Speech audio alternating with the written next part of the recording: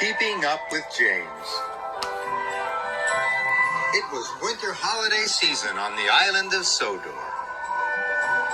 Everywhere was covered in a beautiful blanket of soft snow. Sir Topham Hatt was at the fitter's yard. The engines were having their snowplows fitted. "We must get the island moving again," he boomed. "And when the lines are clear, I will need an engine to take the presents train to the holiday party at Knapford." All the engines wanted to take the presents train. It was the jolliest train of the year. "James, you must work with Edward," he said. "Remember, the tracks are icy and you must all work together and take care." But James wanted to finish first and take the presents train.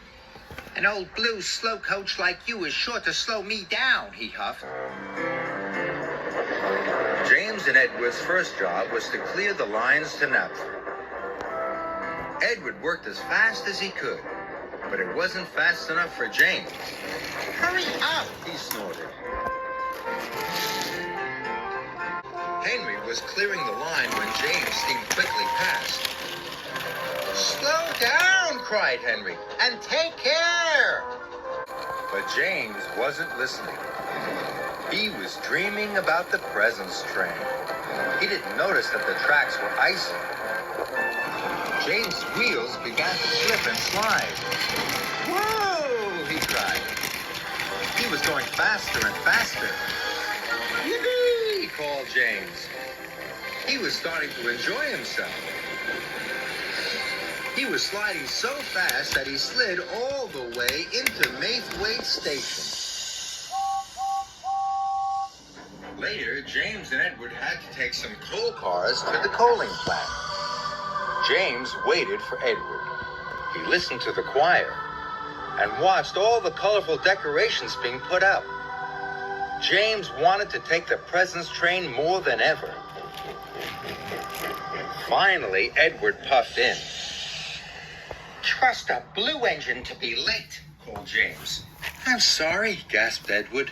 "I had to go slowly and take care." "Slow engines like you don't get to pull the presents train," snorted James. And they pulled away.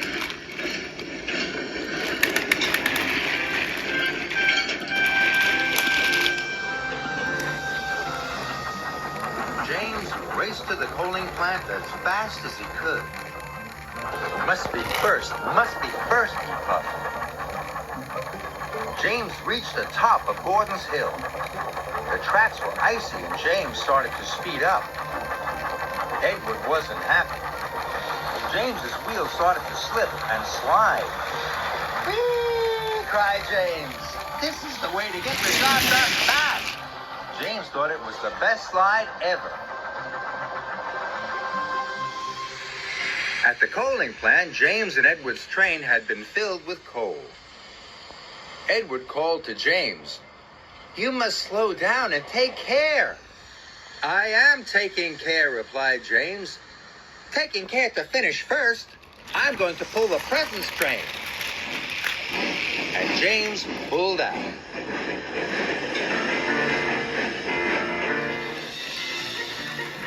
They headed for Brendam Docks.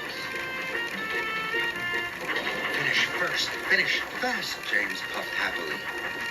He started to go faster and faster and faster. But he didn't know how very icy the tracks were. His wheels started to slip and slide. "Oh my!" cried James, and he applied his brakes as hard as he could. Whoa! Edward tried to brake as well, but it was too late.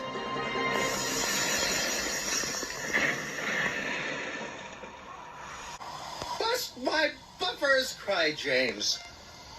"Oh dear!" wheezed Edward. Sir Topham Hatt arrived on Sodor. He was very cross. "James and Edward," he boomed, "the tracks were icy and you were not taking care. You have caused confusion and delay." James felt bad. "Edward wanted to slow down, but I wanted to go fast so that I could pull the presents train." You won't be doing that now, James, said Sir Topham Hatt. Edward, you are a reliable engine. You can pull the presence train, but you can't pull it alone. It's a very long train. Sir, called James, if I promise to go slowly and take care, can I be Edward's back engine? Sir Topham Hatt wasn't sure. Only if you can puff slowly and carefully, he said. James felt pleased. Edward, he puffed, I will learn to take care just like you.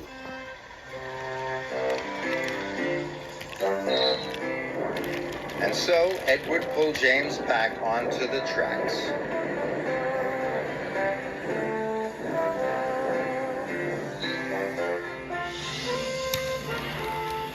Later at Brendam Docks, the two engines collected their presence train and set off carefully for Naples.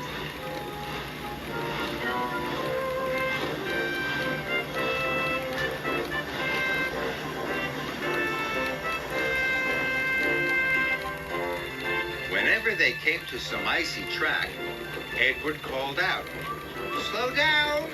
And now James slowed down.